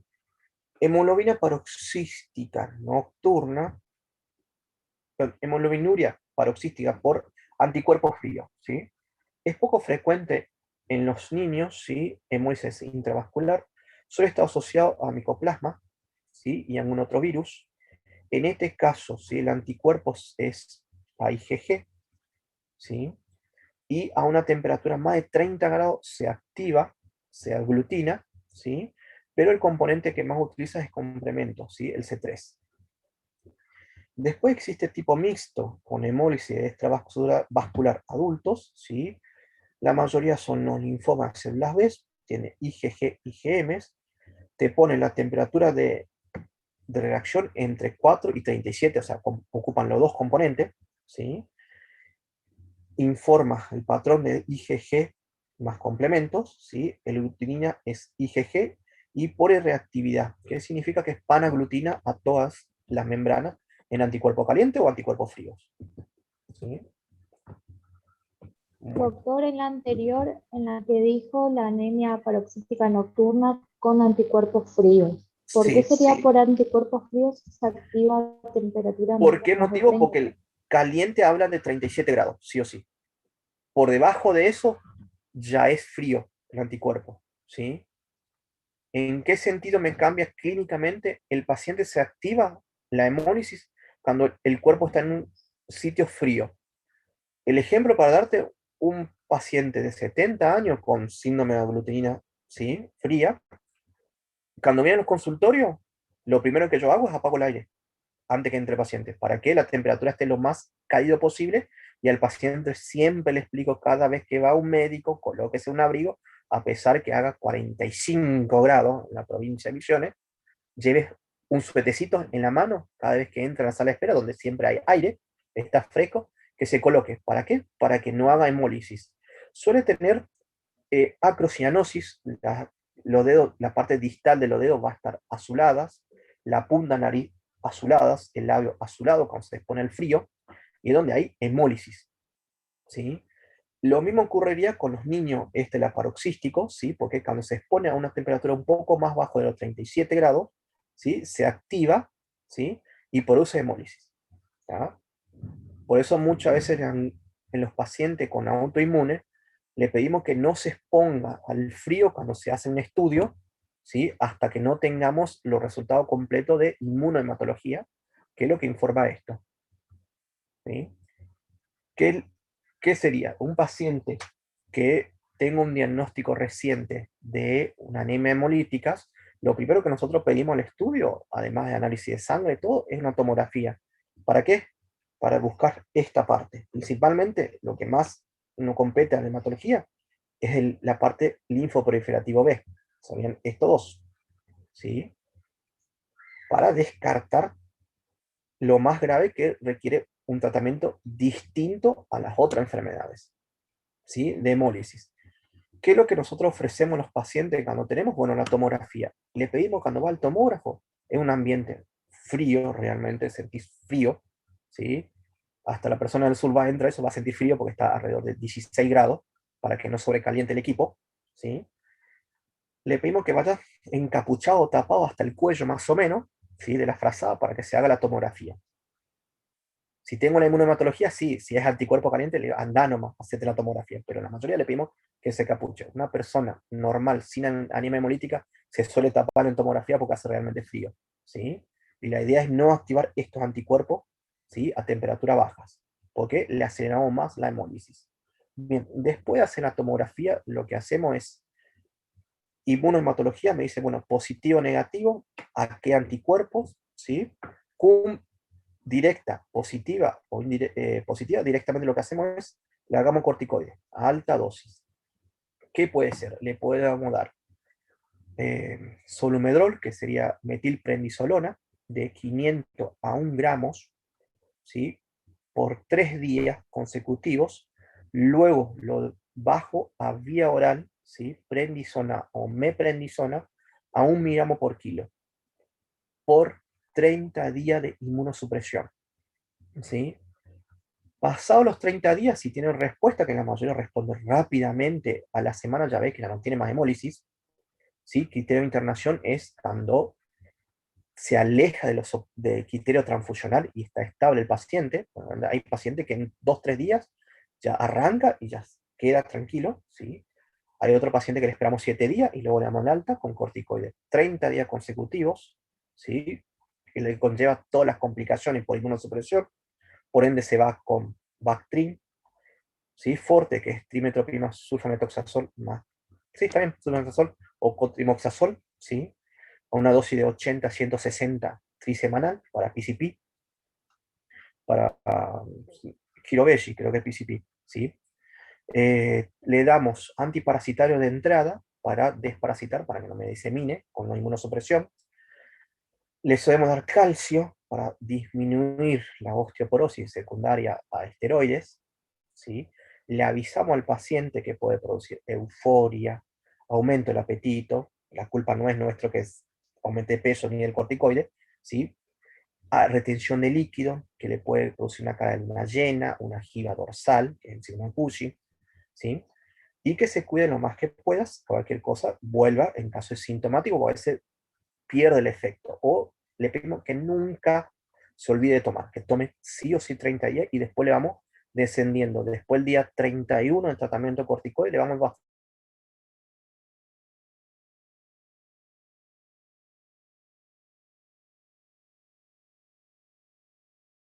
¿Sí? Muchas veces cuando estamos apurados, 72, 48, 72 horas, rápidamente. Obviamente todo depende de la respuesta que tiene el paciente al corticoide. Si el corticoide me dice, el paciente tiene mala respuesta al corticoide, no le puedo descender rápidamente el corticoide, pero si tiene muy buena respuesta, sí, y la idea es sacar rápidamente el corticoide. Bien, si no me responden los pacientes como segunda línea, después de estudiar tomografía, biopsia en médula ósea para descartar linfoproliferativo, ¿sí? Serologías virales, ¿sí? Para ver que no tenga algunas infecciones, ¿sí? La idea es hacerlo y luego largar. O una nueva dosis corticoide, ¿sí? O pasarle a otro inmunosupresor. Principalmente lo que más se utiliza en estos pacientes es rituximab, ¿sí? Tiene muy buen efecto para los anticuerpos calientes y los anticuerpos fríos, ¿sí?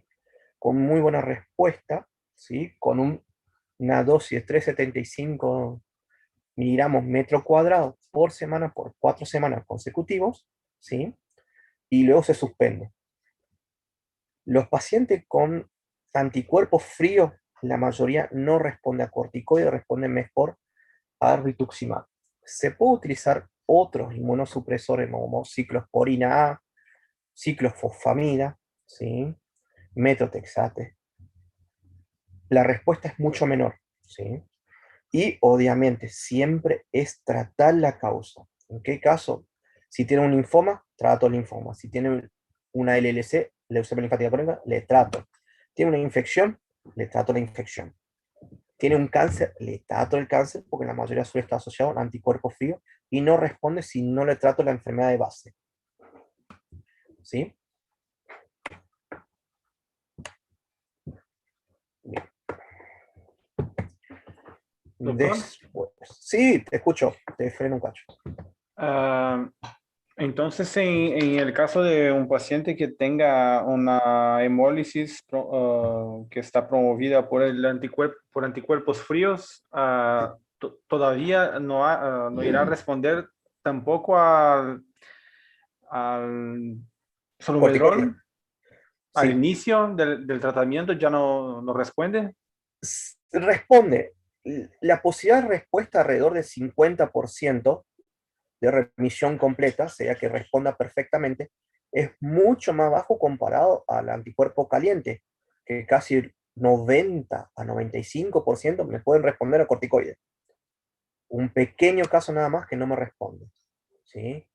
Y en caso de no responder, ya no responde desde la primera dosis, que sería la dosis de ataque. Claro, es difícil de determinar porque muchas veces nosotros esperamos de 5 o 7 días que responda el paciente, ¿sí? Le hacemos 3 días consecutivos. Si disminuye algo de hemólisis, ¿qué significa? Que la bilirrubina total bajó un poco, la EDLH mejoró, reticulocito está igual, y la aptoglobina, que era indosable, le empiezo a dosar, que sería más de 8, 10, 15, que bueno, tiene una respuesta. En ese caso, directamente yo le pongo corticoide a alta dosis, le aviso al paciente que existe posibilidad que no responda a corticoide, eso es prueba y error, ¿sí? Para nosotros, y un control mucho más cercano, no le dejo en 30 días, le veo allá, no, le veo cada 7 días, ¿sí? Y si está internado, le controlo todos los días, para ir viendo la respuesta, ¿sí? Para ir viendo y decir, bueno, no me respondió y le ofrezco otra línea o no, pero siempre busco las otras enfermedades, porque la que me falla la respuesta puede tener una enfermedad de bases, autoinmunes, lupus, artritis reumatoidea, Sjögren, son las enfermedades más comunes que tengo asociadas a enfermedades autoinmunes. Dicho hecho, el lupus creo que está uno de los criterios, la hemólisis, ¿sí? Doctor, y eso, Sí. perdón, eso sería en el caso de que él haga una crisis y como tratamiento de mantenimiento no hay tratamiento de mantenimiento, sino es la enfermedad de base lo que se trata. Exactamente, mantenimiento en anemia hemolítica no existe, ¿sí? Porque respondió, no respondió. Continúan con hemólisis o no continúan con hemólisis. Existe paciente que no tenga hemólisis, tenga un parámetro de hemólisis, lo único que tendría es PCD, cum directa positivo, nada más. Pero bilirrubina total, normal, LDH normal, reticulocito normal, aptoglobina normal, no tiene parámetro de hemólisis, pero sí tiene un anticuerpo que sigue circulando. Eso existe, ¿sí? A esos pacientes no le tratamos, ¿sí? Hasta que haga una crisis hemolítica, ¿sí? Si me hace una crisis hemolítica, le largo corticoides. Si no me funciona, ahí voy a la siguiente esquema. Y siempre busco cada recaída o cada crisis que tenga un paciente, patología secundaria. Incluye el linfosforiferativo, lo que más yo busco, enfermedad autoinmune, porque siempre la enfermedad autoinmune, como anemia hemolítica autoinmune o trombocitopenia inmune, en algún momento en su vida se suelen asociar a otra enfermedad autoinmune, como lupus, artritis reumatoidea, Sjögren, ¿sí? Es rarísimo, cada 5 años más o menos va aumentando la posibilidad, ¿sí? Bien, hasta ahí estamos con hemólisis. Sí, gracias. No, por favor. Después existe. Doctor, ¿sí? ¿la administración de folatos no se haría? Ácido fólico directamente le coloco como plan siempre, porque como dije al principio, pierde depósito, tengo aumento, ¿sí? Por lo tanto, ácido fólico y vitamina B12. La mayoría solo dejamos fólico, pero yo prefiero un poquito de B12. Lo que no se absorbe se pierde por la orina, por lo tanto, tanta toxicidad no va a traer la B12, ¿sí? En crisis hemolítica. Por ende, siempre una anemia hemolítica, pongo ácido fólico, 5 miligramos o 10 miligramos. ¿Para qué? Para que no me falte depósito. ¿Sí? Cuando hablamos de vitamina B12 o fólico, la vida media de cada uno son distintas. El ácido fólico es mucho más corta, el depósito es mucho menor en nuestro cuerpo comparado a la vitamina B12, que puede durar hasta 3 años dentro de nuestro cuerpo, que desde que nosotros nos transformamos desde un carnívoro a un vegetariano estricto, pues ya tardar 3 años que desaparezca la B12. ¿Sí? En algunas personas desaparece inmediatamente, pero en la mayoría duran 3 años. ¿Tá? ¿Sigo? Sí, gracias. Y tenía una duda. En el fenómeno de Raynaud, ¿cómo, de Raynaud, ¿sí? Sí, ¿cómo diferenciaría en las anemias que generan acrocianosis? O si hay algún... No, principalmente lo que tiene son criaglutininas en el fenómeno de Raynaud, ¿sí? Una acroxianosis. La mayoría producen anemias con parámetro hemolítica, ¿sí? que la prueba de CUM puede ser directa positiva o indirecta positiva a anticuerpo frío, ¿sí? Es raro que se asocie ya el fenómeno de Raynaud siempre con crioglutinina, con anemia hemolítica, ¿sí? Pero cuando lo empiezo a estudiar aparece. Y muchas veces el valor del hematocrito y de la hemoglobina es falsamente baja. ¿Por qué? Yo cuando saco sangre, le saco de una temperatura de 37 grados la sangre, y cuando le pongo en los tubos, el tubo está más frío. Por lo tanto, ese fenómeno ya me hace que se aglutinen los glóbulos rojos, y cuando yo paso por la máquina, me dé una anemia mucho más severa de lo habitual. ¿Qué es lo que nos hacen los bioquímicos? Que nosotros le avisamos que tiene una cliaglutinina. Cuando saca sangre directamente del tubo, pone en la mano, lo calienta bien, ¿sí? O un baño de termostato a 37 grados, lo deja un ratito para que mejore, y ahí le pasan nuevamente al contador automático. Y ahí me dice, no, mira, Manuel, le hice de esta manera porque tiene cliaglutinina, se ve en el tubo, por lo tanto, este tiene el hematocrito real. ¿Sí? Muchas veces te informa escrito presencia de cliaglutinina y el tubo fue calentado en el informe. ¿Te respondí más o menos o no? Sí, doctor, gracias. Bueno. El que sigue. Doctor, Sí. Entonces, una consulta. Para diferenciar, ¿o es lo mismo crioglutinina y crioglobulina? ¿Es lo mismo? Es lo mismo casi, ¿eh? Ok.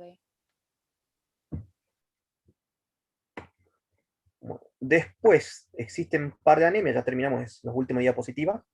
¿Sí? Anemia en pacientes con hipotiroidismo se suele encontrar, ¿sí?, en algunos pacientes que produce anemia. ¿Sí? Un paciente con hipotiroidismo puede producir anemia. Se debe por una ferremia baja, ¿sí?, por debajo del valor normal, que puede depender muchas veces de trastorno de absorción a nivel del intestino de los hierros, debido a una alteración propia del mecanismo de absorción o secundaria adquirida con otra frecuencia, se suele también tipo de esta enfermedad. ¿Qué es lo que suele hacer? Se deposita proteínas anormal a nivel de la membrana de enterocitos, lo que hace es disminuir la absorción. ¿Sí? Los pacientes hipotiroidismo severos, ustedes lo ven que están medio abotagados, como si fuese que tienen exceso de líquido, ¿sí? Eso es lo que produce a nivel entérico disminución de la absorción. Suele ocurrir lo mismo en los pacientes con falla de bomba severa, una insuficiencia cardíaca terminal que no la pueden manejar, que va para trasplante, suele tener este tipo también de mala absorción. Bueno, las anemias sideroblásticas son un grupo heterogéneo, trastorno que puede ser heredado o adquirido, se caracteriza por sobrecarga patológica, depósito de hierros en mitocondrias perinucleares y los eritroblastos, que forma un anillo parcial o completo alrededor del núcleo. ¿Sí? ¿Qué significa? Que tengo una tinción especial para ver depósito de hierro en la fábrica de la sangre, y se tiñe sobre las células madre de glóbulos rojos como un anillo, ¿sí? Queda como un anillo sobre el núcleo. Algunos dan puntitos, que lo que hace hablar de sideroblástico, sería exceso de acúmulo de hierro. ¿Sí? Ocurre principalmente en los pacientes con déficit de cobre, suele tener una alteración, ¿sí?, de la utilización de la ferretina, y eso se deposita de forma excesiva. Después, la anemia mieloptísica, ¿sí?, o nosotros lo solemos llamar reacción leucemoides o síndrome mieloptísico, porque veo neutrófilos inmaduros como encallado, ¿sí?, o un poquito más promielocitos, ¿sí?, con presencia de eritroblastos circulantes, ¿sí?, o una reacción que llamamos nosotros reacción leucoeritoblástica, ¿sí?, que aumenta los glóbulos blancos y suele estar circulando eritroblasto que no debería estar circulando en sangre periférica, excepto que tenga una hemólisis feroz que sí fabrique más. Bueno, suele ser normocítica, normocrómica, ¿sí? Aparece cuando el espacio medular está ocupado por otras cosas, ¿sí?, principalmente por cáncer, ¿sí?, una infiltración medular o fibrosis medular, también me puede producir estas enfermedades, ¿sí? Los linfomas raros que me produzca mieloptisis, ¿sí?, principalmente lo que más me produce son el cáncer sólido, ¿sí? Después tenemos granulomas, ¿sí? Tesaurismos, lipídicas, mielofibrosis primaria, que para nosotros esto es muy común de ver, ¿sí? Reacción leucoritoblástica en mielofibrosis. Bueno, terminamos, creo que casi justo, ¿no? Con horario sí, faltan 9 minutos. ¿Preguntas, dudas?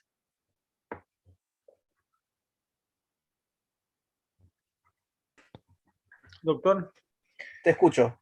Sobre la última diapositiva, en el hipotiroidismo, ¿se puede pasar también porque el organismo disminuye el metabolismo?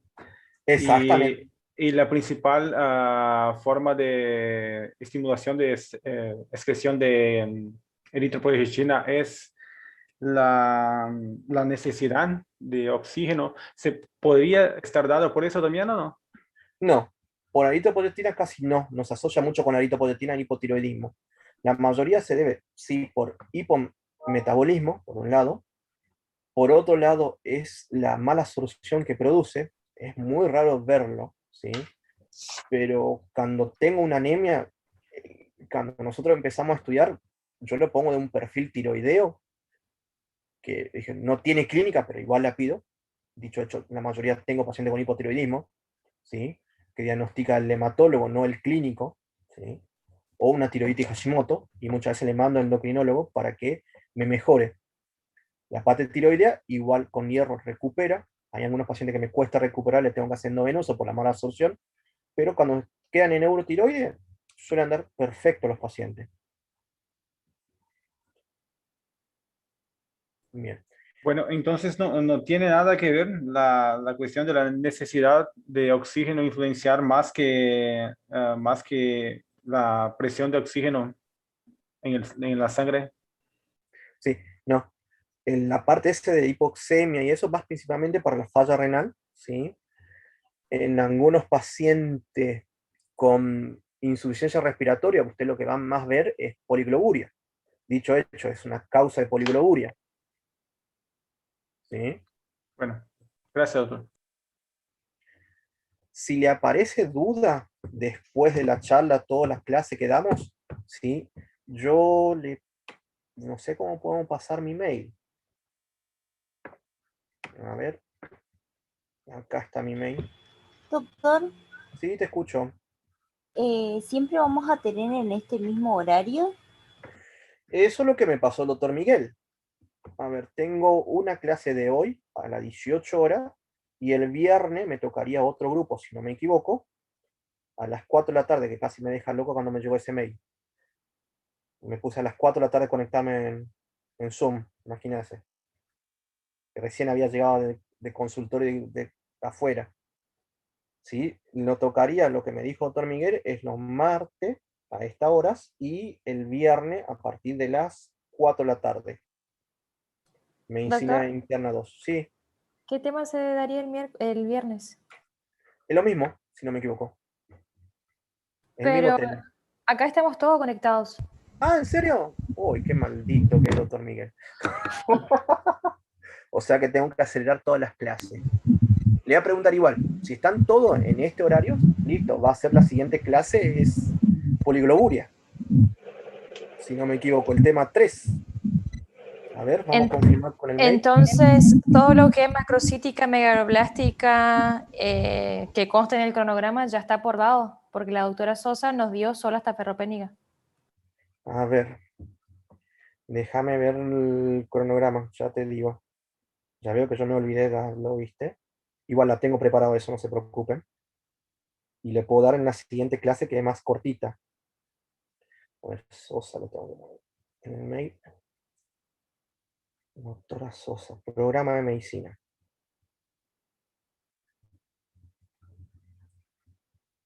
A ver, tengo sideroblástica, mieloptísica, anemia falla renal, endocrinológica, causa rara de anemia hemolíticas, una de ellas clasificación causa metodología de los estudios, ¿sí? Complicaciones de tratamiento del síndrome hemolítico, cuadro clínico, prueba de Coombs, hemólisis intra y extracospucular. Eso es lo que me pidió para la clase 2. Claro. ¿Y lo de arriba se supone que ya se dio? El clase 1 supuestamente dio la doctora, que sería anemia megaloblástica, ferropénica. Si no la dieron, la preparo. Y hacemos en uno de los huecos que nos sobre tiempo, que seguramente me va a sobrar tiempo, principalmente en la clase 4, o en la clase 3, que es poligloburia, es más cortito. Sí, doctor, porque no terminamos de dar la primera clase, la doctora nos dio solo 1 hora y tenía que hacer otras cosas y cortó con la clase. Por eso va a faltar algunos temas. Si nos puede dar usted, le agradeceríamos. Sí, le doy. ¿Me quiere mandar por mail a mi mail qué clase le falta? Que lo que le faltó, creería yo que vos me dijiste entonces megaloblásticas. Eso entonces te lo preparo y lo doy. No tengo problema. Porque ya dimos placer. Nos tocaría clase 3, que es poligloburia, polisistemia vera, eritropoyetina, factores estimulantes, colonias, neutropenia, leucopenia, linfopenia, leucocitosis, eosinofilia y paciente neutropenia febril. ¿Sí? Si Esa es la clase 3. Si usted, doctor, puede el viernes terminar la clase que la doctora no empezó, ya que estamos todos los grupos acá, yo creo que sería mejor. Y luego la semana que viene empezar con poliglobulia, si no es ningún drama. No, son re cortitas. Por eso, la puedo meter junto. No es tanto... Ah, bueno. Tanta información no la tiene. La única que sí la tosigo es neutropenia. Que esa sí necesito que sepan, porque en caso que ustedes van a la guardia recién recibidos, que es la mayoría de nuestro primer trabajo que tenemos antes de entrar a la residencia, vemos neutropenia febril de los oncológicos, los hematológicos, y la sobrevida cambia si le hacemos, si pensamos primero y si la tratamos en tiempo y forma, me cambia drásticamente, porque se me pueden morir en 3 horas el paciente, a ese nivel. Por eso sí le daría más hincapié mucho en la charla, aparte principalmente en neutropenia febril, que es una cosa que también pienso que es muy importante. Y ahí le agregamos entonces lo que falta. ¿Le parece, chicos? Bueno. Bueno, gracias por aguantarme. Perdón la inconveniencia con el sistema. ¿Sí? Nos estaremos viendo entonces el viernes a las 4 de la tarde, todos juntos. Bueno, doctor, gracias. Gracias a ustedes. Descansen, cuídense. Gracias, hasta luego.